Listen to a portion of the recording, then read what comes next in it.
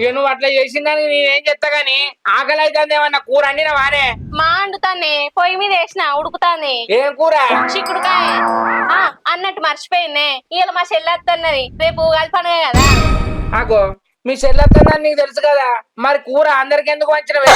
అందరు తినేది మీ చెల్లి ఒక్కదే తిను కదా. ఆ పిస్తది నేను పంచినాక ఫోన్ చేసిందే, పంచ ముందు చేస్తే అట్లనే ఉంచు. ఇప్పుడు పంచిన కదా, అడకత్తే మంచిగా ఉండదని అడకత్తలేను. అబ్బో లేకపోతే మంచుకుంటే మా ఆడకత్తు కదా. అయినా మీ చెల్లె సడన్ గా ఎందుకు వస్తుంది?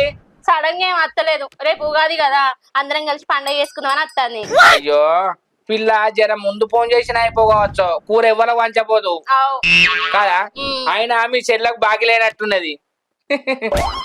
అగో నేను మళ్ళీ వస్తాను ఏంది శంకరన్న, ఓ శంకరన్న, అగో ఈయనే ఉన్నారుగా. ఆగో ఏంది పిల్లగా గిట్లా వచ్చినావు?